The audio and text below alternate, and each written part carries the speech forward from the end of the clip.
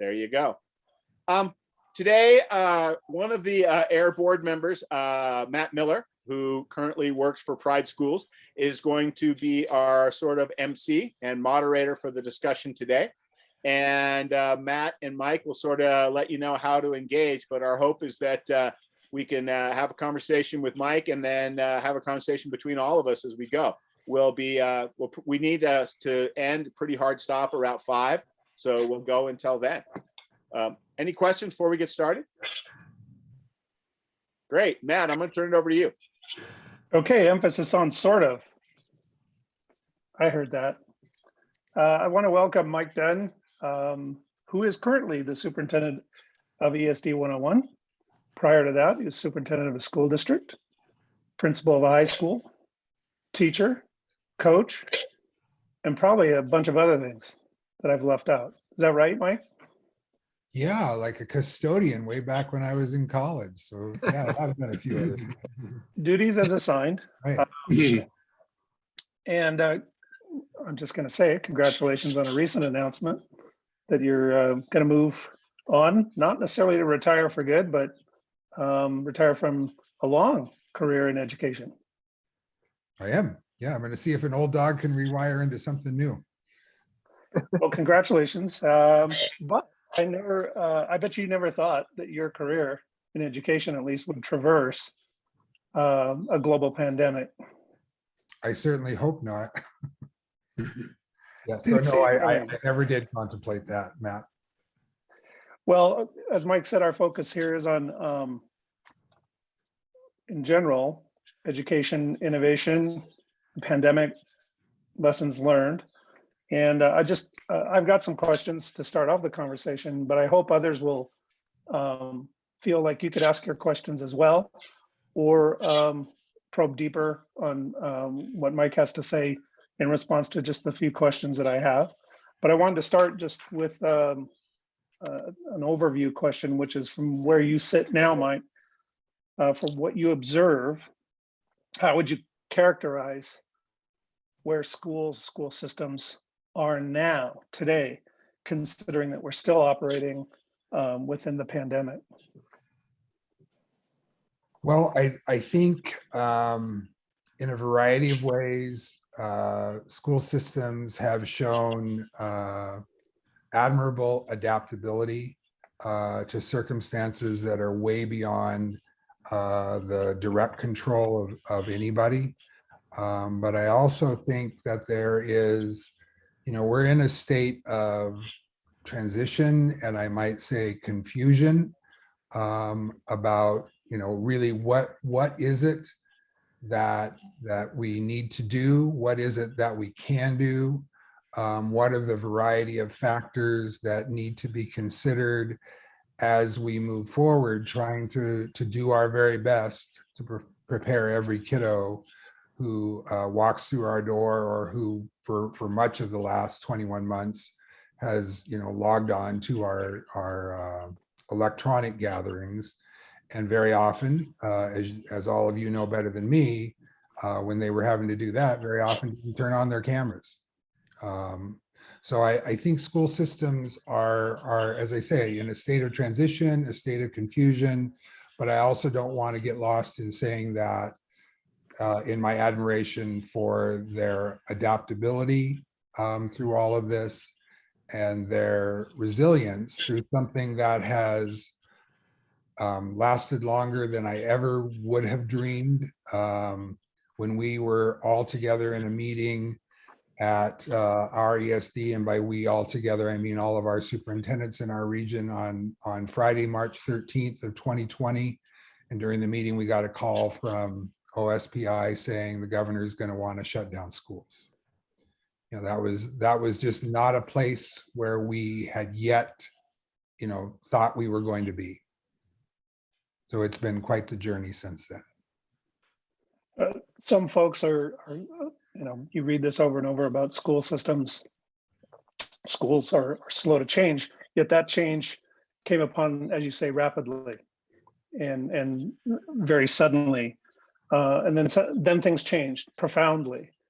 In your view, what were the adaptations that were profound that maybe change things, I don't know, permanently? Well, I guess I would say some of the profound adaptations were really led by, certainly by the leaders of our schools and our school districts, but by teachers who had to change, frankly, on a dime. And you all might recall that there for a minute, people had great appreciation for teachers. Do you remember that in the spring of 2020, when they just thought, wow, it's just amazing what teachers do.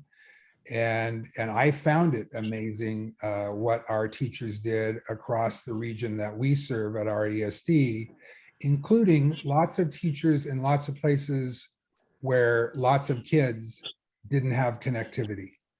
If we're going to do something that is, online, that presumes that everyone has access to reliable and affordable internet, and everyone has access to a device in order to do it, and they know how to navigate that device and the internet and the various programs that I think our people so admirably attempted to implement.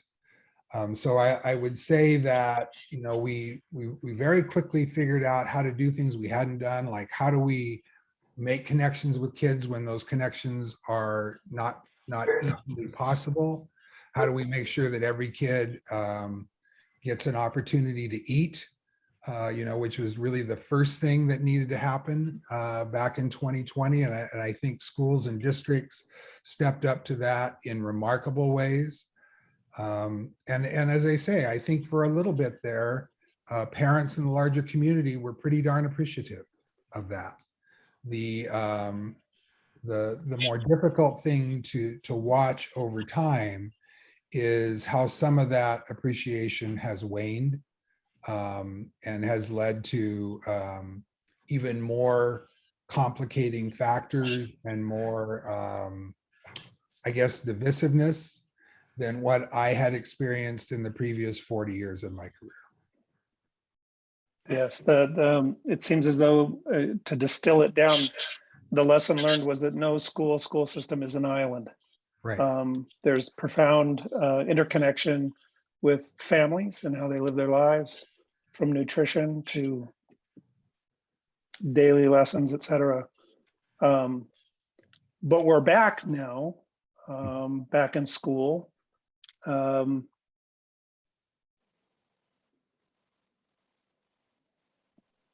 Who's to say it isn't going to go some other way? But what didn't change? What's still the same? So I don't know that I have a direct or a very articulate answer to that, Matt and others.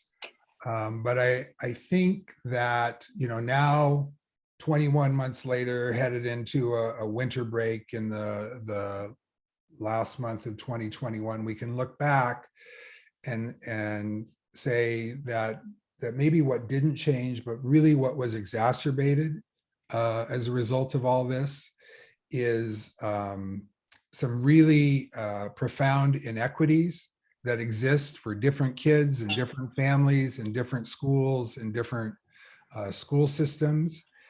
And I think, I don't know if this is a change or not, but at least for me, and you need to, I know many of you on here and some of you I don't, it's been 14 years since I served a school district, and it's been 24 years since I was actually served as a high school principal, and a lot longer than that since I served as a teacher. But I think I've known from the time I started in 1979 that regardless of what we do, if we don't have authentic, enduring, caring, and compassionate relationships with one another, regardless of what we try to do, it's not going to be successful. And I think, we have gone through a time where our interactions have changed, our ability to actually be together has been impacted. Even now, over the last, first 4 months of this school year, or for many of the schools and districts in our region who were able to come back in some way a year ago. You know, not one of us in this meeting today ever had to sit through an entire day of school and not be able to see the entire face of everyone we're looking at. You know, that's challenging. It's challenging when we had, you know, we're now in the third year of this. So our kids who are in second grade, who were in kindergarten, they've never had a normal year, right? And that's almost already a fourth of their time in education. So it's concerning to me that we are now in this extended period of time where it's become where there are just additional challenges that kids and those who serve them have to navigate in order to continue to move forward. And then we have people, I think, and you know, anything I say today, let me just say this, that if you disagree with me, that's great, because if we're all thinking alike, nobody's thinking very much. But I really do think that now there are people who are on the outside who are critical of what we're doing, or who think they understand what we're doing and its impact, and they may not. You know, that would be like me trying to walk into a kindergarten classroom and saying to the kindergarten teacher, I think you ought to do this. You know, she ought to look at me and say, what's your experience with kindergarten instruction? And I would say, well, I was in kindergarten, you know, a gazillion years, but that's it. You know, I'm not a kindergarten teacher, so I don't know about that. So I think one of the things that I hope that comes out of this eventually is that we really do want to listen more to one another and better understand one another, and not just throw arrows or on the opposite side, give all kinds of accolades when we don't really know what the reality is. You mentioned inequities.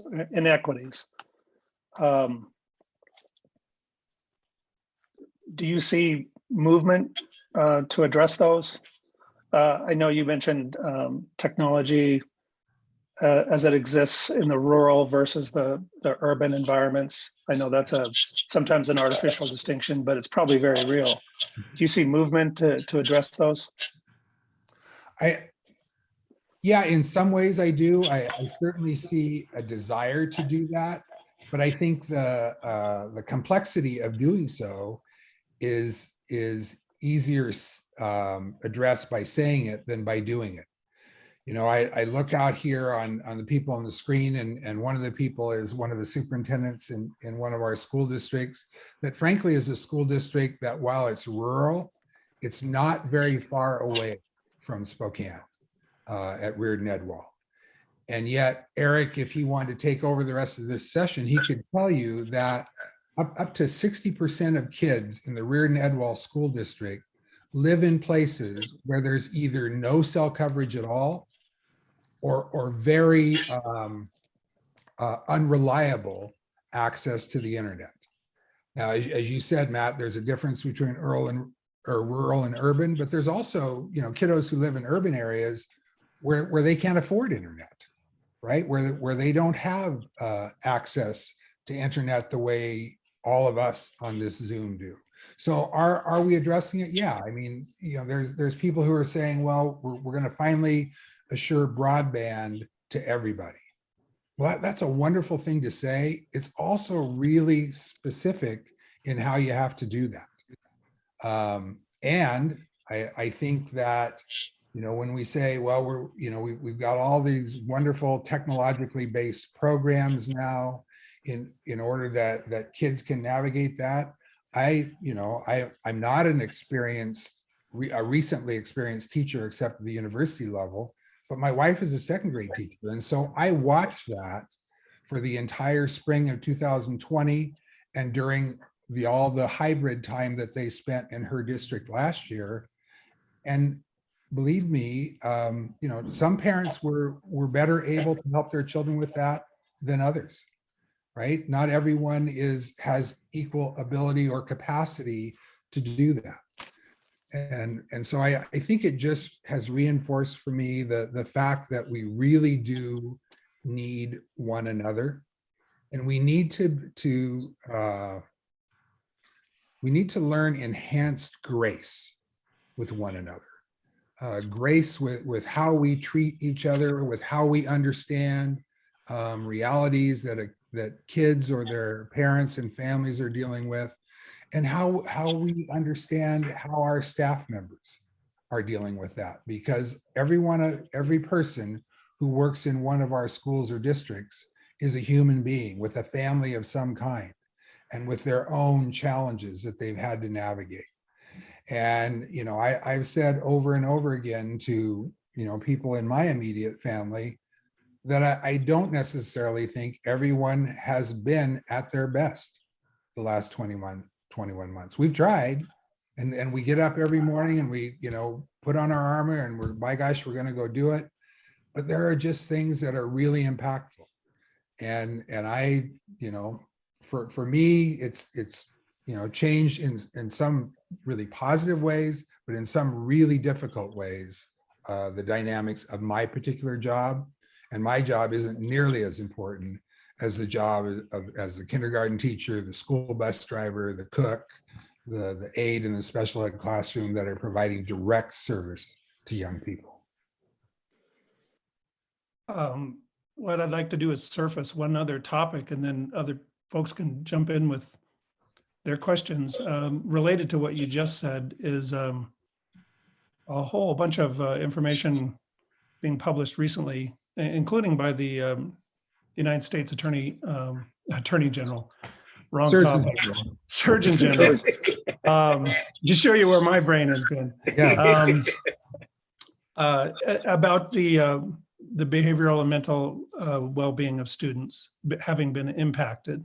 Mhm. And I just wondered what thoughts you have on that as related to my first question, which is where do we sit? And that Surgeon General in that report that was released a couple days ago said, here's where we sit. We sit with a crisis occurring with adolescent and young people mental health. And it got me to thinking about what is the educational response to that. Your thoughts? So I would start with this, and I like the rest of you, I did read the Surgeon General's public warning and issues about that. I think it was already well before COVID. It was already extremely difficult to be a kid. If I compare being a kid today to being a kid when I was a kid, we didn't have. We had 3 television channels. That's how old I am. You could get the public television channel if you had the right foil on your rabbit ears, your colored TV that was as wide as I am. We didn't have social media. We didn't have devices. We weren't on all the time. We weren't always being compared to one another right in front of us. So I think it's been for a good long while pretty difficult to navigate childhood, adolescence, young adulthood, and candidly, even adulthood. And so then when you add on a circumstance that has led to so much uncertainty and unpredictability, which on some level, as human beings, we rely on. It's nice to be able to predict in some reasonable fashion what's going to happen next. But I think if any of us really think about, go back to March 13th or March 16th or March 17th, whatever day it was that, your particular system shut down. And, as we can recall, originally we were going to come back on April 26th. It was just going to be a tiny little break there. And then, then we were all, our shorts were in a bunch because then it was decided until the rest of the year. And, all those things.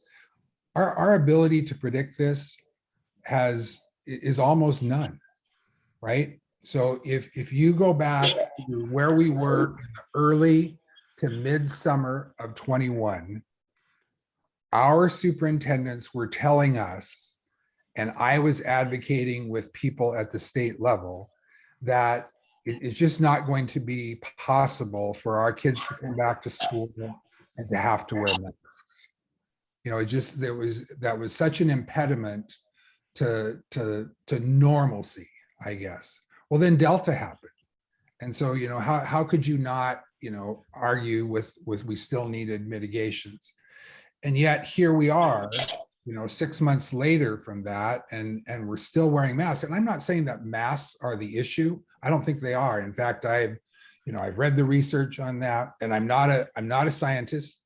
My undergraduate major was political science, so I just have no business talking about science with any degree of expertise. But I have great respect for it, and so I want to follow it. But where I think we are, Matt, is we need to look at science. We also need to look at behavioral science, and we need to look at sort of the risk-reward factors around the decisions that we make, and figure out whether or not the fix is tougher than the problem and is adding to other problems that lots of kids are experiencing. I've had lengthy conversations with a few superintendents of more quote urban, if you can call any districts in the Spokane area urban districts in our region. And some of them are really dealing with some very significant gang problems now that have found their way into schools. And much of that was festered while kids were out and on their own, right? I mean, and we all have a need for belonging and togetherness. And, in some ways, sometimes people find that in ways that are detrimental to themselves and to others. And so I think we are in a circumstance where lots of kids just aren't feeling normal. Lots of those who serve them, lots of parents and families aren't feeling normal. And until we really address that, I'm not sure what else we're going to be able to do very effectively. And again, I think back to, I was not a psychology major, but I got a minor in psychology. And I did learn early on, like all of us, Maslow's hierarchy of needs. We've got some actual belonging and mental well-being needs right now that have become so significant that unless and until we address those, almost anything else we attempt to do will be impacted in its effectiveness, from my perspective. Do you see conversations and efforts and around schools' role in addressing? Yeah, I do. I don't know that I think they're deep enough or substantive enough.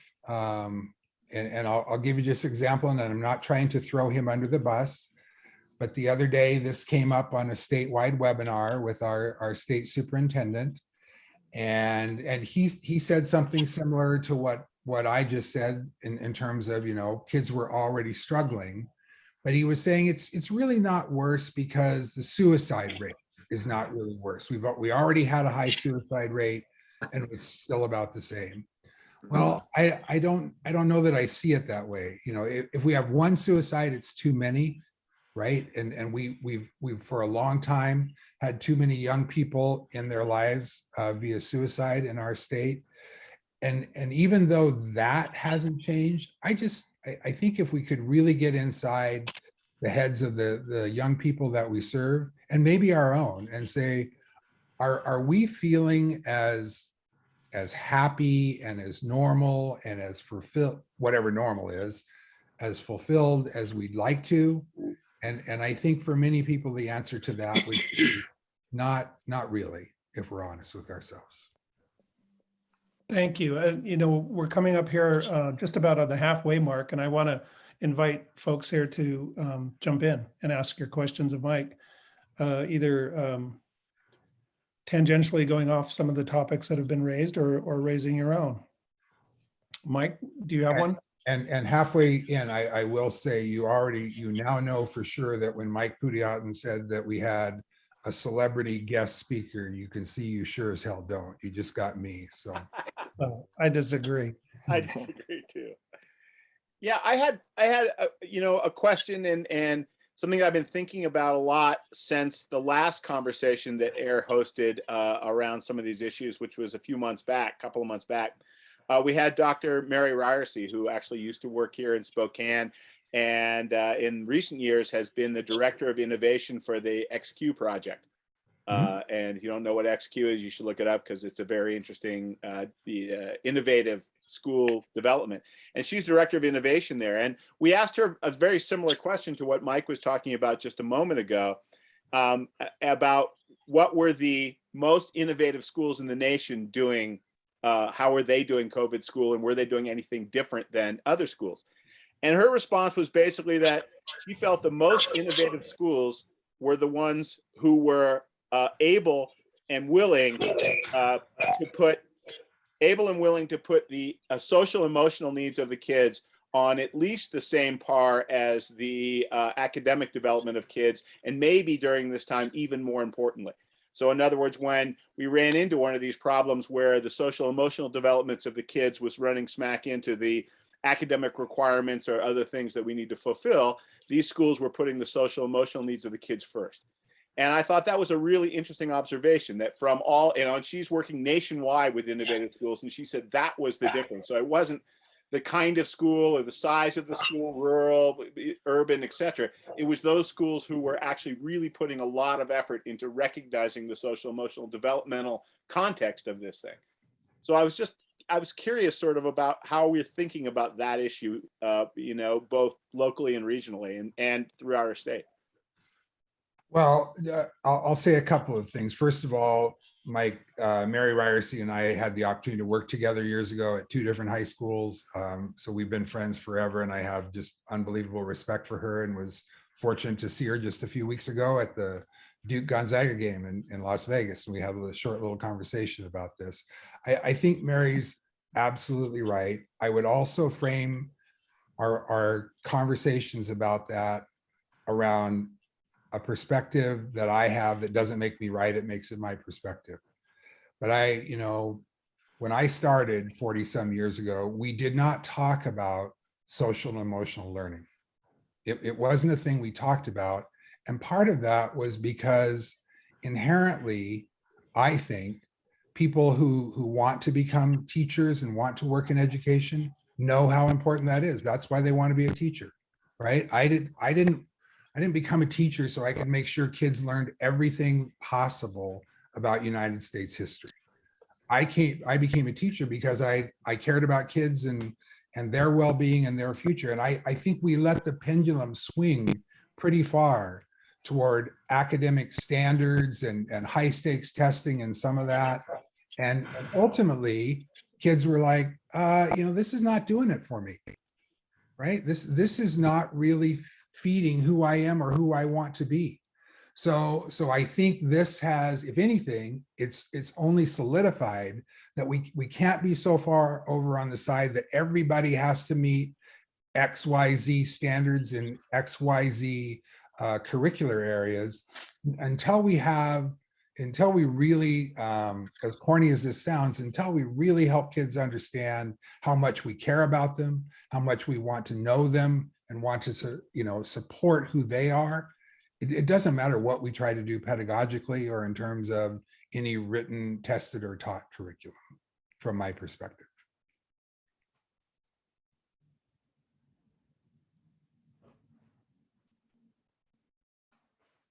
Cleve, if you're talking, you're muted.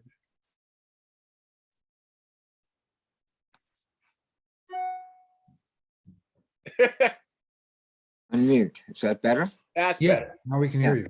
So I want to follow up on this, Mike, because obviously you're hitting the bingo button for me over the last couple of years. And just a true story, a quick story. Yesterday, I'm driving from east to west on 37th Avenue, right out in front of Jefferson Elementary School.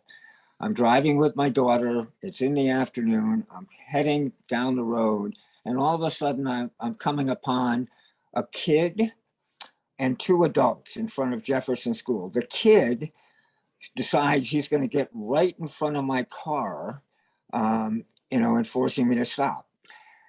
The guy that was with him happened to be the principal and one of his assistants. So he had 2 adults and this 12-year-old kid. I stop, I open the door. the principal says, this kid wants to talk to you. And I said, well, hell, he doesn't even know who I am and whatever. But I get out of the car and I say, well, what's up?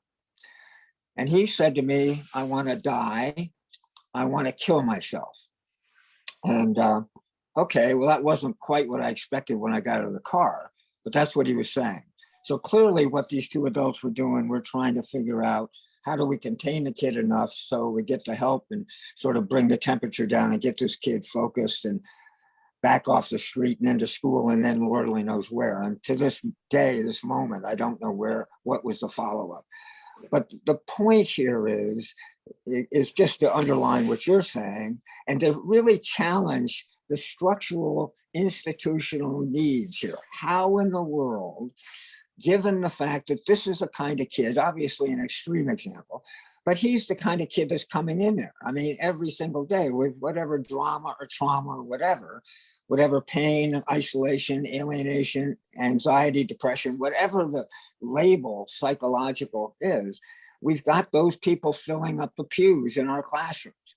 And so, yet on the other side of it, what we're doing is demanding, 4 years of English, 4 years of history, 3 years of science, yada, yada, quadratic equation, and everything else seems to be kicked to the back.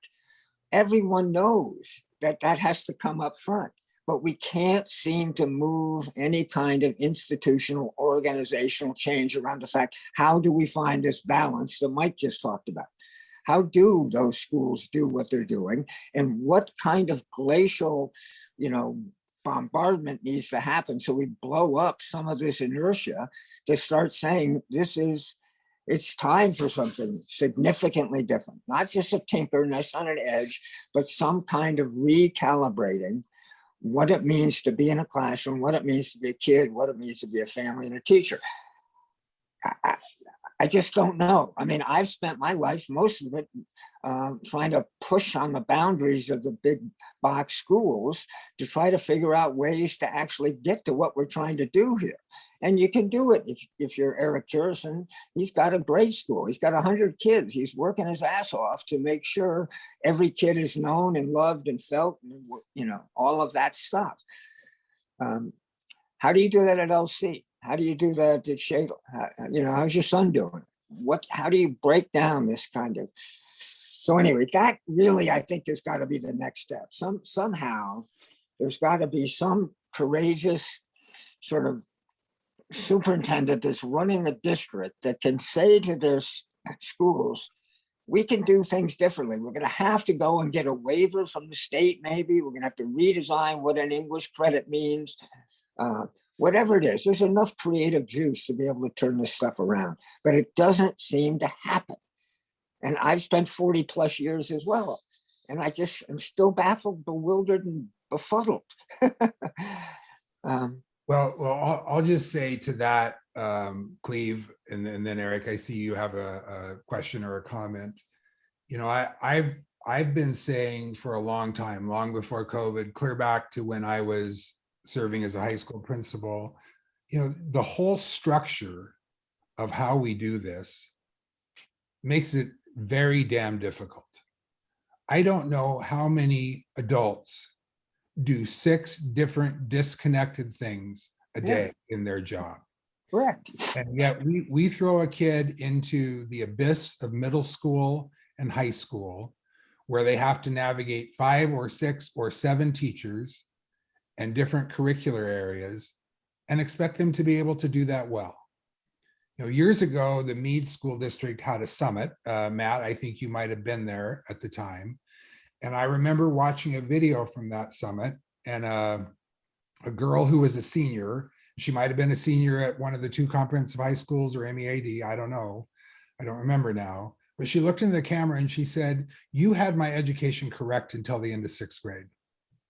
Because I had a teacher who connected all the curricular areas for me, who formed a community, a classroom community in our room, and then you threw me into middle school.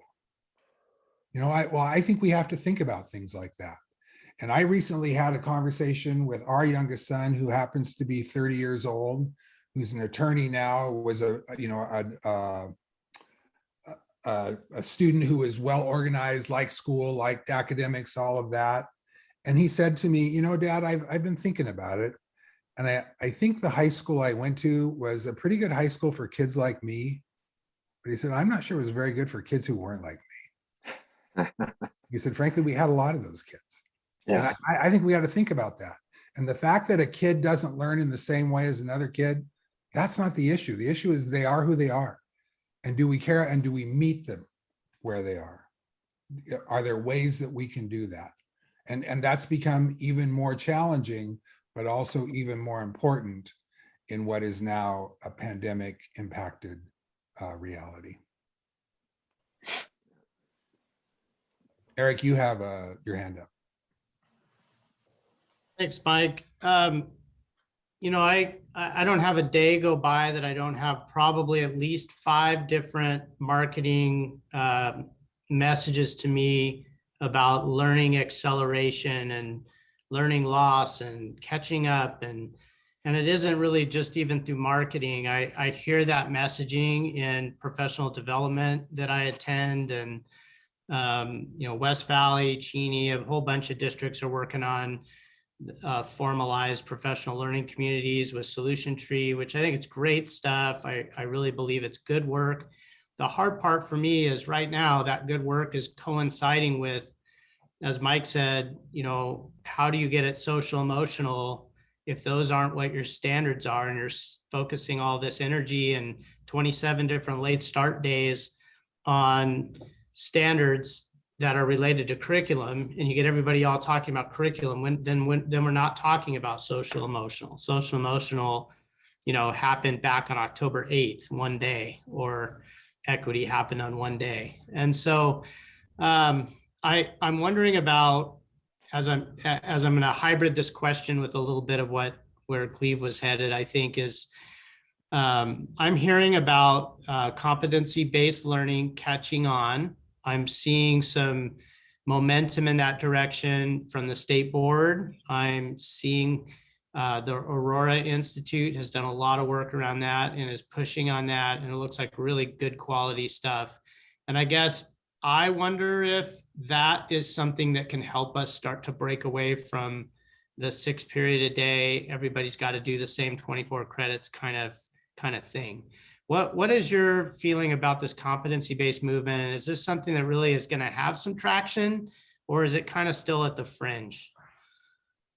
You know, I don't know that I'm a good predictor of that, Eric. I think there's a lot of, from how I see it and understand it, there's a lot of hope and potential with respect to that. And yet I would say, and I hope this doesn't come across as a cynical old guy, because I hope I am old, but I hope I'm not cynical. I've watched over time and how often with things that really might work well and might be better and might be different, the steady state pressure to come back and just do it like everybody else is so significant. You know, years ago when I was a executive director in the Spokane Public Schools, we worked with some people, their last name were Dolan, I can't remember their first names now, but they talked to us, we were talking about education reform, and they used the example of Saturn as a automaker compared to General Motors. You know, Saturn broke away from General Motors. If those of you, probably none of you except a few of us, are old enough to remember that it, like in the 80s, General Motors made these really big rear wheel drive cars that got terrible gas mileage and took up all kinds of space. And so Saturn breaks away and they're going to make a smaller, more efficient car. And yet the pressure for Saturn to do it the way GM did was daunting. And I think that's really one of the things that we're going to have to look at here as we try to do these things. You know, right now there's an effort in our state to get school districts interested in a balanced calendar, you know, where we don't do the traditional September to June thing, give them 9 or 10 weeks off, do some of that. I mean, the pushback to that is going to be significant, you know, for lots of reasons. Some of them valid and some of them not really at all. Because if you look at the research on, quote, learning loss, if that's a thing, I mean, children, depending on their family circumstances, really do suffer when they have too long away from school, right? I mean, is that a very smart idea to send kids off for 11 weeks? Well, some kids, you know, their parents are taking them to Europe and they're taking them to the library and they're doing all that stuff. But other kids, they don't even know where the hell they're going to eat for 11 weeks, let alone continue to learn. So I heard someone the other day, or a few weeks ago, someone that Eric Sabata has come to know. She's a psychologist who works for the Department of Health Behavioral Strike Team, and she's a professor at CLU. And she said, you know, there's a difference between hope and optimism. And she said that she doesn't consider herself a particularly optimistic person, but she is hopeful. And I guess, you know, that kind of resonated with me. I don't know that I'm an optimist or a pessimist, but I am hopeful. And what I'm really hopeful about is the younger people who are leading in our classrooms and in our schools and in our school districts, who in many, you know, very often have been products of things that we've done that have had some unfortunate impacts, will be resolved and visionary enough and wise enough to help us ultimately make some of the systemic changes that need to be made. One other thing that I will say around that, just last week, we did a training with all of our superintendents with Dr. Tammy Campbell, who's most recently been the superintendent of the Federal Way Public Schools. And she was here with us doing equity training, which she now does around the country. And one of the things that Tammy talks about is what she calls the 4 Bs, but 2 of them that really stand out are belonging and removing barriers. And, you know, as you know, we live in this largest society where people want to, you know, throw arrows at us about, well, you're teaching critical race theory, which not 10 people that I know could even explain. The only way I knew about it is because I'd done doctoral work and was exposed to it, but I'm sure as hell not a critical race theorist, nor would I know how to teach it. But how many people don't want kids to belong? What kids would we have walk through the door and say, we really hope you don't belong here? And what kids would we not want to remove barriers for so that they could learn and thrive and become all they dream of being?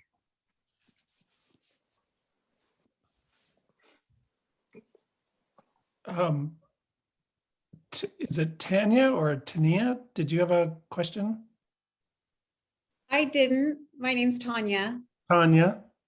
but I will take this moment to say something that profoundly impacted me from a student who, when I asked how the pandemic was impacting him and his family, he just said, Tanya, my family's been living in a pandemic since really I was born. And that really struck me because I think that this has happened many times in my lifetime where something becomes a part of, you know, like the greater, the dominant culture, and it's happening to all of us now. But I think it's important to recognize and honor that for groups of people who have been historically marginalized, many people have been living in a pandemic for lots and lots of years, if not generations. And for those students, I think we owe the most grace and most support and those families. And so that's really why I always want to be sharing with folks like this about how we can take this situation and do better, because our students are counting on us to do that. Tanya, thank you for sharing that. A point extremely well made. And I guess I would say, to add on to that, you know, people have begun to ask our public health officials, who, by the way, have done heroic work. I mean, this has not been easy. And they've been, you know, really, at least from my perspective, appreciated and valued and needed partners in all of this. But as people grow pandemic weary or wearier, you know, they're asking the question, when does COVID become endemic, like the flu, you know, or like the common cold? Well, when and if that happens, we can't forget that there are kids who are living in their own pandemics, right? Who are, oh, so now things are back to normal. Just what the heck is normal? And do we really see and understand the reality that a kiddo lives with, or an adult, their parent or our colleague that they live with every single day? Miranda, it's safe for you to jump in if it's safe for you in your car. Yeah, I pulled over for it, so thank you. Wow. First of all, I am just feeling so encouraged by the things that I'm hearing here tonight. I just feel like it's been such an incredible summary of all these very hard questions and conversations that I've heard in bits and pieces with my colleagues and my friends over the last 2 years. And I'm really glad that we ended up recording this because I have some people I want to share it with. I hope that it'll give them some good insight into the challenging and amazing things happening in schools these days. And on top of all that, I also wanted to ask if you happen to know if there are any movements or resources in terms of supporting our teachers and our administrators through all of this. Certainly our number one focus is our kiddos. And we've talked a lot even here tonight about social emotional learning and needs and trauma and complex trauma that a lot of our kids, pretty much all of our kids now, are dealing with. But in my position, I'm also working with new teachers and with their mentor teachers. And it's getting really hard to see how completely worn down and broken a lot of these amazing educators are. And I see them every day, whether I'm watching them on Zoom or occasionally I get to see them in person. They put on their best smile and they do the absolute best that they can for their kids. And I know a lot of us as teachers, we've done this our whole career, but it's at an entirely different level now. As soon as the door shuts, you can just see it. They're not going to last in education very long. And even some of our veterans, they're ready to be done. They just can't. It's so hard to support our kids and all of these very difficult needs and to take care of themselves and each other. I'm trying to find ways to support them. I'm trying to learn from others who have advice on how to do that. But where can we go for support or for resources, or are there movements that are happening that I could try to get behind to help make a difference for our educators as well? You know, Miranda, that for me is a $64,000 or $640 million question that I do muse on, because I do wonder a lot about how is this sustainable for kids and for adults. You know, we've had a fair amount of time this fall, we being the ESD superintendents, talking to the Principals Association, and they're worried sick about their principals. Yep. Who are frankly, you know, I was a school principal, and in many ways it was the favorite job I ever had. It was also a really difficult job, but not nearly as difficult as it is today. And they're on the front lines of this, and they're dealing with the behaviors of kids and of staff members. And then their teachers, I would challenge any of us to be able to find a classroom across our entire ESD region where the teacher has had all of his or her kids in class every day at all, let alone for a week, right? So you're absolutely right. We do need to throw targeted resources at, as the Surgeon General said, the mental health of our young people, but also at supporting the mental health and well-being of those who serve them. And I do have to say, and this is anecdotal, and if you disagree with me on this, as I said earlier, I'm okay with that. I am really worried about how parents are approaching this, and they're making it damn near impossible, including sometimes their public behavior, which is modeling for their kids behavior that then plays out in school that is not helpful for anybody, from my perspective. That is a perspective I tend to agree with you on. There are some wonderful supportive parents and families out there as Absolutely. well, but yeah, I think a lot of them don't understand the level of damage they're doing to people that are already just really doing everything they could possibly be doing for their kids. And it's hard to see some people acting that way, and like you said, modeling it for their kids.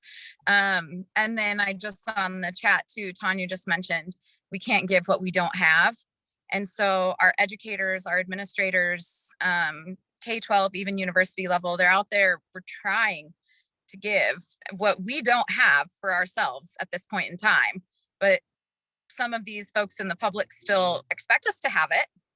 And so they're not, I guess, to go back to something you said at the beginning, they're not always treating the teachers and the administrators with that grace. So yeah, I'm with you on that concern for sure. Yeah, and as I said earlier, kind of tongue in cheek, but also in a heartsick way, teachers were heroes for a minute. Mm-hmm. It was nice. It unfortunately didn't last. And Yeah. you know, around that, probably a number of us in this meeting today once read a book called "If You Don't Feed the Teachers, They'll Eat the Students." Right? Well, we do have to feed the teachers because we want them to give the best of themselves. Yeah. To the kids, because the kids deserve our best. Yeah, absolutely. And as Tammy Campbell pointed out to us last week, and you've all heard this before, but it's fundamentally true. Even on our worst day, you're some kids' best hope.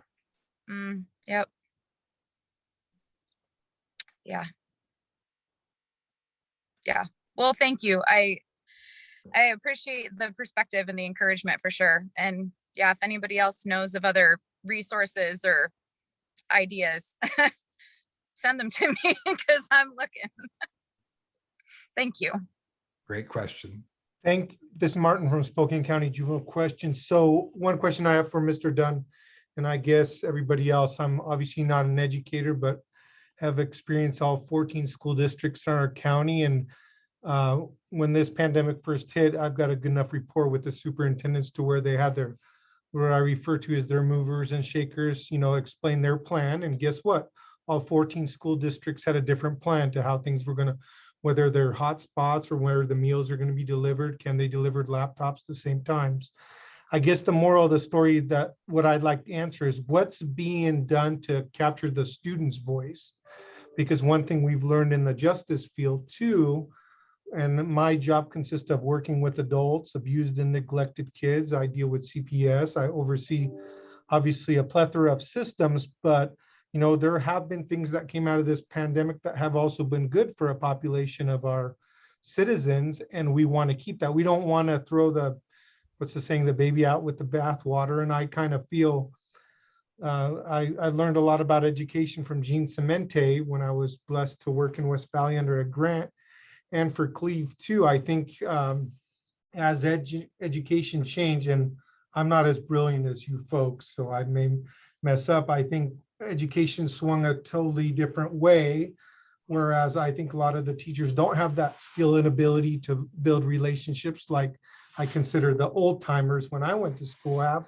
And I don't want that to happen with the positive things that came from COVID, like what's wrong with having a meeting over Zoom, or what's wrong? Because anxiety, Cleve will be the first one that can speak to things like anxiety, the students, big groups, those things. So there's ways to solve a lot of these issues. I just hope influential people like Superintendent Dunn and everybody else can uphold that and kind of hear everybody's voice, not just the Monday through Friday student that goes to meet high school, like my daughter, who's an AP student who's going to go to the University of Washington. And she says, I look at half the students and they're totally checked out. So that's a real issue. But I think the student's voice and some of the positive stuff has to continue. And the adults need to be enlightened a little bit more of some of the good things that came from this too. Because I think it's forced teachers to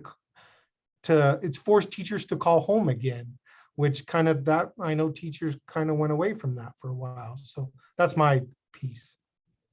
Point's really well made, Martin, and you're absolutely right that, anytime we listen really deeply to students, I think we get smarter, because it's them who are navigating this tough thing called growing up.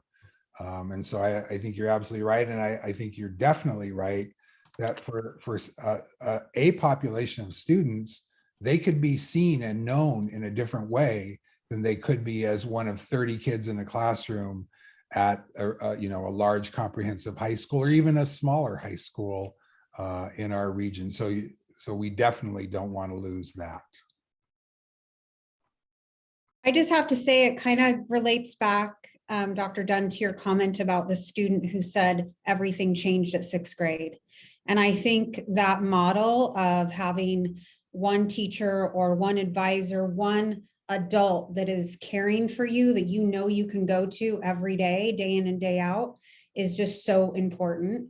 And so those of us that work in smaller schools, whether we're high school, middle school, and we do more project-based learning, we have those relationships with our students more than a student who has 6 periods a day with 30 other kids. And so when I start thinking about different models of learning, to me, it's like, why do kids have such a greater connection to their teacher and their school in elementary? And what can we learn from elementary?